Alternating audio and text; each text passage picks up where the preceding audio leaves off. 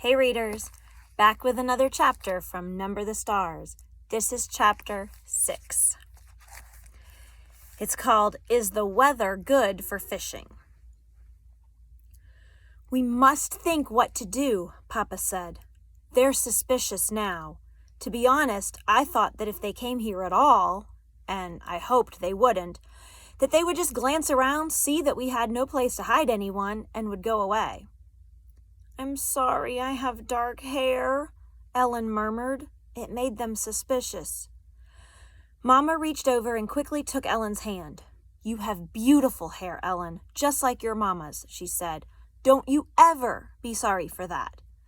Weren't we lucky that Papa thought so quickly and found those pictures? And weren't we lucky that Lise had dark hair when she was a baby? It turned blonde later on when she was 2 or so. And in between, Papa added, she was bald for a while. Ellen and Anne-Marie both smiled tentatively. For a moment, their fear was eased. Tonight was the first time, Anne-Marie realized suddenly, that Mama and Papa had spoken of Lise. The first time in 3 years. Outside, the sky was beginning to lighten. Mrs. Johansen went to the kitchen and began to make tea. I've never been up so early before, Anne-Marie said. Ellen and I will probably fall asleep in school today. Papa rubbed his chin for a minute, thinking. I think we must not take the risk of sending you two to school today, he said. It's possible they will look for Jewish children in the schools. Not go to school? Ellen asked in amazement. My parents have always told me that education is the most important thing.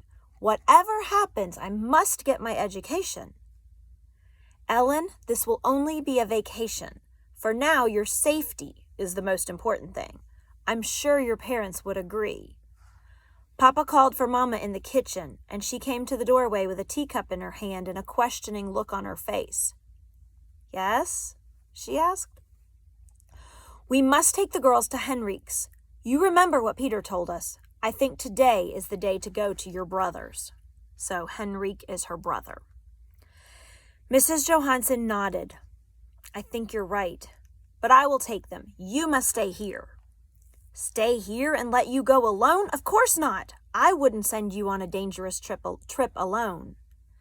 Mama put a hand on Papa's arm. If only I go with the girls, it will be safer.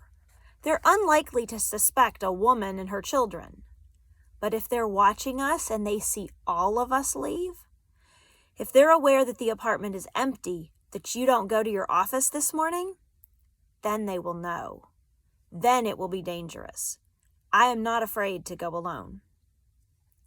It was very seldom that Mama disagreed with Papa. Anne-Marie watched his face and knew he was struggling with the decision. Finally, he nodded reluctantly. I will pack some things, Mama said. What time is it? Papa looked at his watch. Almost 5, he said. Henrique will still be there. He leaves around 5. Why don't you call him? Papa went to the telephone. Ellen looked puzzled. Who is Henrique? Where does he go at 5 in the morning? She asked. Anne-Marie laughed. He's my uncle, my mother's brother, and he's a fisherman. They leave very early, all the fishermen, each morning. Their boats go out at sunrise. Oh, Ellen, she said, you will love it there. It's where my grandparents lived, where Mama and Uncle Henrique grew up. It's so beautiful. Right on the water, you can stand on the edge of the meadow and look across to Sweden. She listened while Papa spoke on the telephone to Uncle Henrique, telling him that Mama and the children were coming for a visit. Ellen had gone into the bathroom and closed the door. Mama was still in the kitchen, so only Anne-Marie was listening. It was a very puzzling conversation. So, Henrique, is the weather good for fishing? Papa asked cheerfully, and he listened briefly. Then he continued, I'm sending Inga to you today with the children, and she will bring you a carton of cigarettes. Yes, just one, he said after a moment. Anne-Marie couldn't hear Uncle Henrique's words. But there are a lot of cigarettes available in Copenhagen now, if you know where to look, he went on. And so there will be others coming to you as well, I'm sure.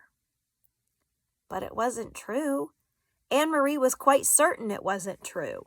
Cigarettes were the thing that Papa missed, the way Mama missed coffee. He complained often. He had complained only yesterday that there were no cigarettes in the stores. The men in his office, he said, making a face, smoked almost anything. Sometimes dried weeds wrapped up in paper, and the smell was terrible. Why was Papa speaking that way? Almost as if he were speaking in code? What was Mama really taking to Uncle Henrique? Think about that. What was Mama taking? If cigarettes were the code word. Then Anne-Marie knew. It was Ellen. The train ride north along the Danish coast was beautiful.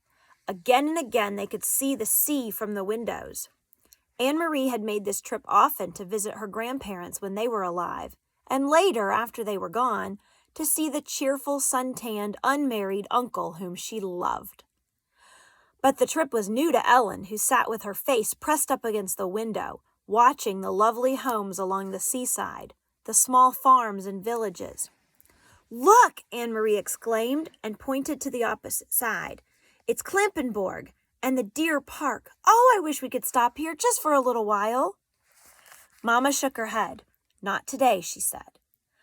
The train did stop at the small Klampenborg station, but none of the few passengers got off.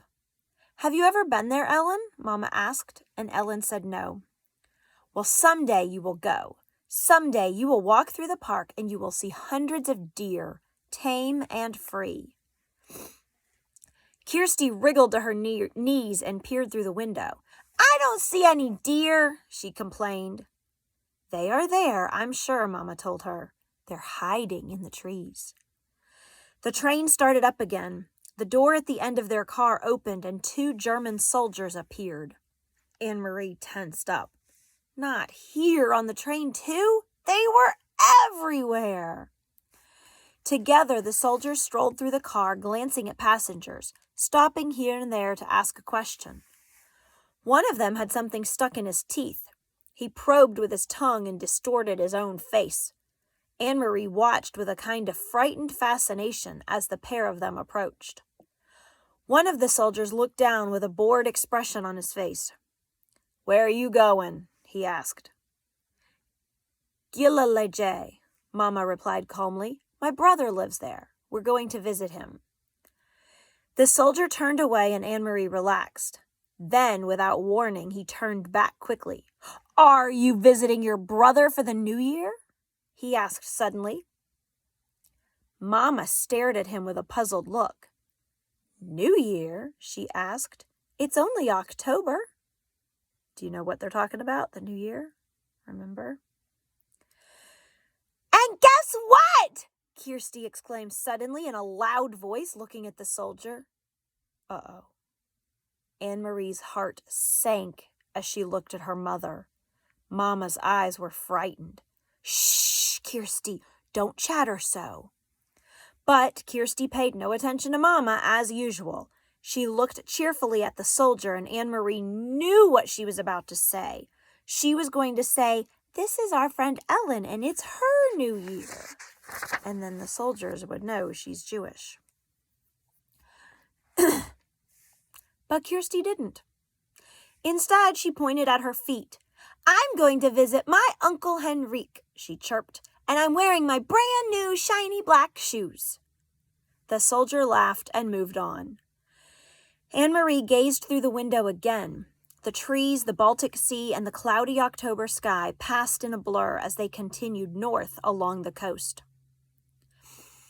"Smell the air," Mama said when they stepped off the train and made their way to the narrow street. "Isn't it lovely and fresh? It always brings back memories for me." The air was breezy and cool and carried the sharp, not unpleasant smell of salt and fish. High against the pale clouds, seagulls soared and cried out as if they were mourning. Mama looked at her watch. "I wonder if Henrique will be back yet. But it doesn't matter. The house is always unlocked. Come on, girls, we'll walk. It isn't far, just a little under 2 miles. and it's such a nice day. We'll take the path through the woods instead of the road. It's a little longer, but it's so pretty." "Didn't you just love the castle when we went through Helsingor, Ellen?" Kirsty asked. She had been talking about the Kronborg Castle ever since they saw it, sprawling, massive and ancient, beside the sea from the train. "I wish we could have stopped to visit the castle. Kings live there, and queens too." Anne-Marie sighed in exasperation with her little sister. "They do not," she said. "They did in the old days, but there aren't any kings there now. Denmark has only one king anyway, and he lives in Copenhagen." But Kirsty had pranced away, skipping along the sidewalk. "Kings and queens, she sang happily.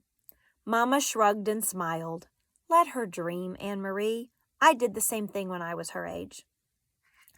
She turned, leading the way along a tiny, twisting street, heading toward the outskirts of the village. "Things have hardly changed here since I was a little girl," she said. "My Aunt Gitta lived there, in that house," she pointed, "and she's been dead for years. But the house is the same. She always had wonderful flowers in her garden."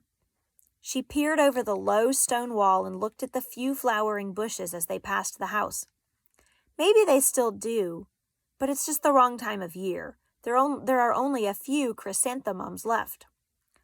And you see over there," she pointed again, "my best friend, her name was Helena, lived in that house. Sometimes I used to spend the night with her, but more often she came to my house on weekends. It was more fun to be out in the country. My brother Henrique always teased us, though," she continued with a chuckle. "He told us ghost stories and scared us half to death."